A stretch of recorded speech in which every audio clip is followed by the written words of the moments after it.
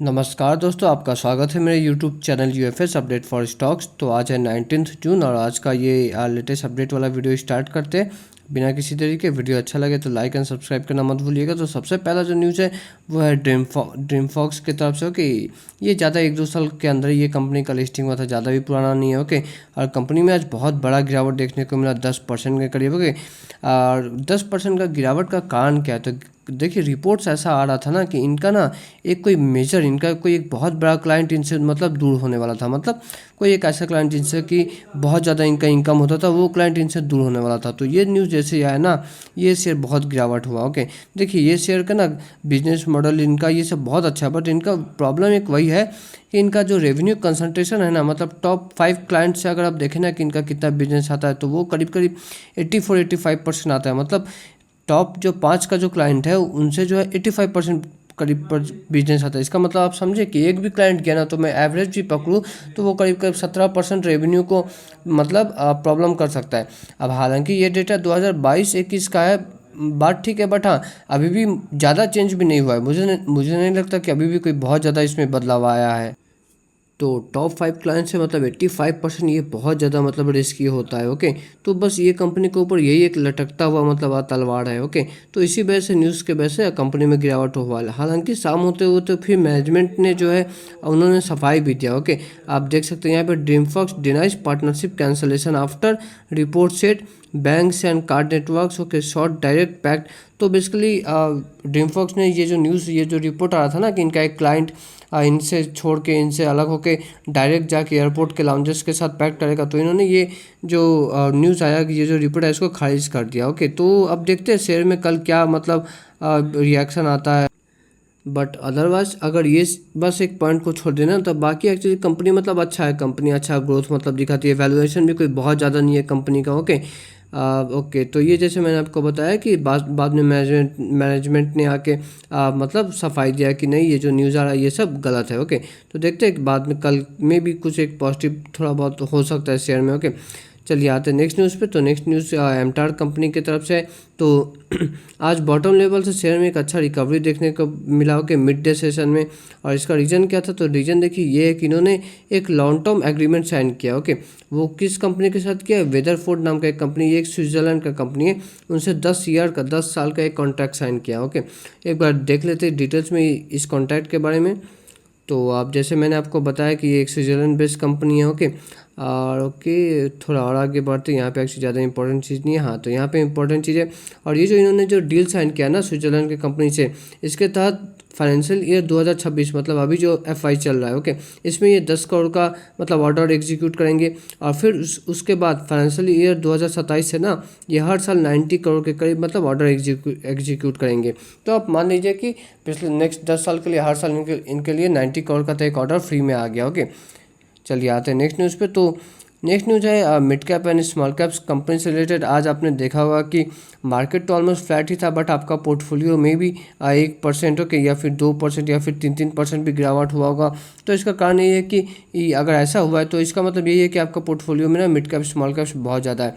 तो आज mid cap और स्मॉल कैप सेक्टर में सच में अच्छा खासा गिरावट हुआ। ओके, अगर मैं मिड कैप सेक्टर की बात करूँ ना, तो मिड कैप सेक्टर में, हाँ, तो मिड कैप स्टॉक्स में आज करीब 1.5% का गिरावट था, स्मॉल कैप्स में करीब 2% का गिरावट था। ओके, रीज़न क्या? तो रीज़न देखिए प्रॉफिट बुकिंग आप कह सकते हैं। पिछले 2-3 महीने से लगातार आपने देखा होगा कि मिड कैप्स ने लार्ज कैप्स को लगातार आउट परफॉर्म किया है। तो अब ऐसा तो नहीं कि हमेशा ऊपर ही भागते रहेंगे ना कभी जो इन्वेस्टर्स है उनका प्रॉफिट बुक करने का भी मतलब मन बैठता है। ओके, ऊपर से अभी जो वार वाला जो सिचुएशन है इसमें तो मतलब इन्वेस्टर्स और ज़्यादा मतलब अलर्ट रहते हैं कि हाँ प्रॉफिट हुआ है तो लेके निकल जाओ। तो ये एक रीज़न आप मान सकते हो। ओके, चलिए आते हैं नेक्स्ट न्यूज़ पे। तो नेक्स्ट न्यूज़ है बर्न बेवरेजेस की तरफ से। तो एक समय ये स्टॉक काफ़ी ज़्यादा अच्छा मतलब परफॉर्म करता था। मतलब इसका चार्ट हमेशा ऐसा ही टाइप का दिखता था। ओके, मैं 1-1.5 साल पहले तक का बात कर रहा हूँ, लेकिन अभी जो है कंपनी अपने टॉप से आई थिंक 30% के करीब गिर चुकी है। ओके, तो गिरावट का, और आज तो खैर 5% के करीब गिरावट हुआ है। तो गिरावट का रीज़न क्या है? तो रीज़न देखिए यही है ना कि कंपटीशन बहुत बढ़ते जा रही है। ये जो एनर्जी ड्रिंक्स या फिर ये जो बेवरेजेस वाला सेक्टर है ना, इसमें मतलब कंपटीशन बहुत ज़्यादा बढ़ने वाला है आने वाला टाइम में। कंपटीशन क्यों बनने वाला है, क्योंकि देखिए रिलायंस ग्रुप, आपको तो पता होगा कि पहले तो इन्होंने कैंपा कोला को बहुत प्रमोट किया, बहुत कम कम प्राइस पे प्रोडक्ट्स लॉन्च किए, और अब फिर इनका ना energy sports energy drink market में भी इनका मतलब एंट्री करने का प्लान है। और ये कितना, ये कोई छोटा मोटा नहीं, 8,500 करोड़ मतलब ऑलमोस्ट $1 बिलियन नेक्स्ट 3 ईयर्स में ये इन्वेस्टमेंट करेंगे। और इनका ग्रोथ टारगेट भी जो है टारगेट वो भी मतलब बहुत एग्रेसिव है। तो जब रिलायंस मतलब आप जब इतना इन्वेस्टमेंट करेगा तो ऑफकोर्स वो भी बहुत सारा मार्केट से रिलायंस भी तो ले जाएगा ना। ऊपर से एक और रीज़न है कि देखिए ये जो ये ब्राउन बेवरेजेस, ओके, इनका पेप्सिको कंपनी के साथ डील है, ओके। अब वैसे ही एक कंपनी है Hindustan Coca Cola beverages, okay, इनका ना ये इस कंपनी का कोका कोला का साथ डील है, ओके। ये भी वैसे समझ लीजिए जैसे पेप्सिको के लिए ब्राउन बेवरेजेस है, तो वैसे ही मतलब कोका कोला के लिए हिंदुस्तान कोका कोला कंपनी है, ओके। तो ये भी कंपनी का ना प्लान है कि आईपीओ लाने का। तो जब ये आईपीओ आ जाएगा तो मतलब ये ब्राउन बेवरेजेस का सेक्टर में एक और कंपनी आ गया, आप समझ लीजिए जैसे जोमेटो का सेक्टर में स्विगी आ गया, ओके। फिर से जोमेटो स्विगी के बाद बात चल रहा है कि जेप्टो भी आएगा। तो इसके वजह से क्या होता है, जोमेटो स्विगी के शेयर्स में सेलिंग प्रेशर बढ़ता है। तो वैसे ही आप समझ लीजिए कि इनके सेक्टर में एक और कंपटीटर आ जाएगा, तो इससे भी जो है ब्राउन बेवरेजेस को मतलब कंपटीशन अच्छा खासा फेस करना पड़ेगा। चलिए आते हैं नेक्स्ट न्यूज़ पे। तो ये है केपीआई ग्रीन एनर्जी की तरफ से आज ठीक ठाक 3% 3.5% गिरावट देखने को मिला। इनसे रिलेटेड एक न्यूज़ है कि इन्हें 37 मेगावाट का एक सोलर पावर प्रोजेक्ट गुजरात में मिला है, ओके। अब ये तो खैर छोटा मोटा न्यूज़ है, ये कोई बहुत बड़ा भी न्यूज़ नहीं है, बट हाँ मैंने इसको कवर इसलिए किया है क्योंकि ये जो शेयर है ना लास्ट पिछले कुछ दिन में फिर से एक अच्छा खासा गिरावट पे मतलब मिल रहा है। हाँ, ये बहुत हाई ग्रोथ वाला कंपनी आपको पता होगा, और वैल्यूएशन भी देखिए कोई बहुत ज़्यादा नहीं है। ये कंपनी का ग्रोथ जितना रहता है ना प्रॉफिट का और रेवेन्यू का, उस हिसाब से इसका पी रेशियो बहुत ही कम है, okay. P ratio I think 30 या 30 के भी नीचे ही है, I guess, okay, 29 point something है। तो और ये टॉप लेवल से अच्छा खासा डिस्काउंट पे भी मिल रहा है, आई थिंक टॉप लेवल से अभी 35-36% करीब डिस्काउंट पे भी मिल रहा है। तो जब इतने हाई ग्रोथ वाला कंपनी इतना कम वैल्यूएशन पे आपको मिले ना, और टॉप लेवल से अच्छा करेक्शन पे भी मिले, तो आपको एक बार विचार करना चाहिए खरीदारी पे, ओके। अच्छा कंपनी लॉन्ग टर्म के लिए आप चाहे तो खरीद सकते हैं, ओके। चलिए आते हैं नेक्स्ट न्यूज़ पे। तो नेक्स्ट न्यूज़ है क्रूड ऑयल के वजह से मिडिल ईस्ट में वार एकदम अपने मतलब टॉप लेवल पे एकदम पीक पे है। तो इसीलिए क्रूड ऑयल में देखिए करीब करीब $80 भी जाने वाला है, ओके। ये $75 के जब क्रॉस करता है ना, तब जो है हमारे इंडियन इकोनॉमी के लिए मतलब एक आप मान सकते हैं एक सैड न्यूज़ टाइप का आ जाता है, या फिर ख़राब न्यूज़ आप कह सकते हैं, ओके। तो देखते हैं ये मिडिल ईस्ट का वार कब मतलब सॉर्ट आउट होता है, तब तक के लिए रिस्क तो हमेशा बना रहेगा। और जैसा कुछ रिपोर्ट्स आ रहा है कि हाँ इजराइल और अमेरिका चाहते हैं कि ईरान में मतलब रेजिम चेंज हो जाए, तो उस लेवल उस वैसा केस में ना आप देखिएगा ईरान गल्फ ऑफ हॉर्मुज को जरूर मतलब ब्लॉक कर देगा, तब जो क्रूड ऑयल का दाम है ना ये तो $100-120 भी पहुंचेगा, ओके। हालांकि ये ज़्यादा दिन तक नहीं रह पाएगा। अगर उस वक्त अगर मार्केट गिरे तो मैं तो मतलब भर भर के पैसा लगाऊंगा, ओके। आपको भी आई थिंक वैसा करना चाहिए, आपका हालांकि खुद का पर्सनल डिसीजन होना चाहिए, बट लेट्स सी, ओके। चलिए आते हैं नेक्स्ट न्यूज़ पे। तो ये गोल्डमैन सैक्स ने इथोस जो कंपनी है जो कि प्रीमियम वॉच ब्रांड्स का मतलब सेलर्स है, ओके, और डिस्ट्रीब्यूटर है, इसमें इथोस कंपनी में गोल्डमैन सैक्स ने 48 करोड़ का अपना शेयर बेच दिया, ओके। थोड़ा और डिटेल्स में एक बार कवर करते हैं। तो आप देख सकते हैं गोल्डमैन सैक्स सोल्ड ओवर, ओके, कितने सारे शेयर्स बेचे, 1,77,000 शेयर्स बेचे, ओके। इथोस कंपनी में वो कितना टोटल 48 करोड़ में, ओके, और 5% डिस्काउंट पे बेचा, ओके। और शेयर में एक्चुअली आज हाँ जैसे मैंने शेयर में आज एक्चुअली गिरावट भी था 4.5% के करीब, ओके। ये भी कंपनी देखिए अच्छा कंपनी है। हाँ, इसका पीजी रेशियो मतलब price to earning to growth ratio देखिएगा ना तो 1 से कम है, ओके। टॉप लेवल से शेयर 20-25% करीब डिस्काउंट भी मतलब मिल रहा है, ओके। और फिर आप शेयर में अच्छा मतलब प्रॉफिट और जो रेवेन्यू का जो ग्रोथ है ना वो भी अच्छा है। ये कंपनी का अगर आप शेयर होल्डिंग पैटर्न भी देखें ना तो वो भी अच्छा है। इसका डेट टू इक्विटी रेशियो वो भी कोई बहुत ज़्यादा नहीं है, okay. Debt to equity ratio अगर मतलब मुझे ठीक से याद नहीं है, बट हाँ मैं ये बोला कि कोई बहुत ज़्यादा नहीं है, ओके। आई थिंक 1 से अच्छा खासा कमी है, ओके। तो ये सब कुछ पॉजिटिव मतलब आप चीज़ है इस कंपनी से रिलेटेड। तो आप इसे अपना रडार पे रखिए और जिस प्राइस पे आप कंफर्टेबल हो आप तब खरीदिए, ओके। लेकिन हाँ ऊपर से भी ठीक ठाक डिस्काउंट पे मिल रहा है। नेक्स्ट आता है टाटा ग्रुप का एक और अच्छा शेयर ट्रेंड के रिलेटेड। तो मैनेजमेंट का ये कहना है कि ट्रेंड जो है ना लॉन्ग टर्म में 25% ग्रोथ पे फोकस करेगी, ओके। देखिए ट्रेंड काफ़ी लार्ज कैप कंपनी हो गया है। लार्ज कैप कंपनी भी जब 25% का ग्रोथ जब मतलब लाने का बात करती है ना तो आपको मानना पड़ेगा कि इनके बिजनेस में दम तो है।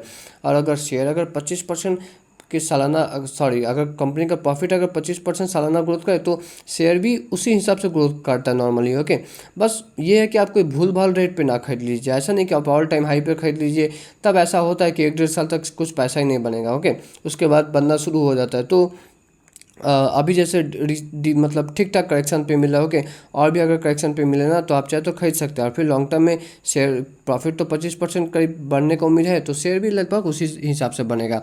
तो हर साल 25% अगर आपका पैसा बने तो ये कोई ख़राब बात तो नहीं, अच्छा ही है। ओके, चलिए आते हैं नेक्स्ट न्यूज़ पे। तो इस साल का सबसे बड़ा आईपीओ अभी तक जो आने वाला है वो यही है। Okay, HDB financial IPO okay, नामी दामी इंडिया का फाइनेंस सेक्टर का एक्चुअली नामी दामी ग्रुप एचडीएफसी के ग्रुप।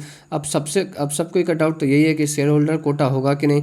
तो हाँ देखिए, शेयर होल्डर कोटा बिल्कुल होगा। ओके, और बहुत जन का डाउट ये भी होगा कि लास्ट डेट कब था एचडीएफसी बैंक का शेयर को खरीदने का। तो देखिए, आज है 19 जून। आज ना आपके डीमेट अकाउंट में एचडीएफसी बैंक का शेयर होना चाहिए। ओके, लेकिन ये नहीं कि आप आज खरीदिए तो एक्चुअली आज ही आ जाएगा आपका डीमेट अकाउंट में, ऐसा नहीं होता। वो आता है एक दिन बाद। इसका मतलब 18 जून को जिन्होंने खरीदा होगा उनका डीमेट अकाउंट में एक्चुअली में आ गया होगा शेयर। तो 18 जून ही लास्ट डेट था। ओके, तो 18 जून तक जिनका डीमेट अकाउंट में था उनको शेयर होल्डर कोटा का बेनिफिट मिलेगा। ओके, जिनको नहीं मिलेगा कोई बात नहीं। रिलायंस जियो का भी आईपीओ आने वाला है, आप चाहे तो रिलायंस का एक शेयर खरीद के रख सकते हो। ओके, चलिए आते हैं नेक्स्ट शेयर पे। अच्छा नहीं, ये शेयर नहीं, ये FII का डेटा है। तो आज स्मॉल वॉल्यूम्स में दोनों पार्टी ने खरीदारी किया। ओके, कॉन्फिडेंस कमी दिखा, वॉल्यूम्स कमी था, बट हाँ खरीदारी दोनों तरफ से हुआ, जो कि अच्छा न्यूज़ है। चलिए आते हैं नेक्स्ट न्यूज़ पे। तो ये निफ्टी आईटी की तरफ से आज निफ्टी आईटी या करीब करीब 1% डाउन था। क्योंकि फेडरल रिजर्व के कल जो फेड के जो चेयरमैन है पॉवेल साहब, उन्होंने अपना जो पॉइंट ऑफ व्यू शेयर किया अमेरिका में इन्फ्लेशन से रिलेटेड ना, उसके बेस। ओके, तो उनका क्या कहना था एक बार देख लेते हैं। तो आप देखिए, US Fed chairman Jerome Powell has expressed meaningful inflation मतलब अच्छा खासा इन्फ्लेशन रहेगा, कम नहीं रहने वाला। ओके, अब इसके वजह से क्या होगा, जो पब्लिक है, जो आम जनता है, वो अपना डिस्क्रिशनरी खर्चे कम करेगी, तो उससे आईटी फर्म्स को रेवेन्यू में थोड़ा लॉस होता है। ओके, या फिर इनका रेवेन्यू आप कह सकते हैं स्लोली ग्रोथ होता है।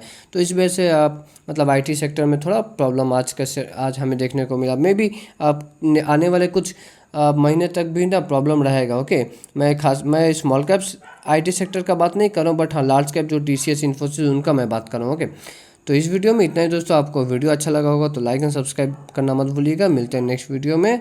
Tata bye bye.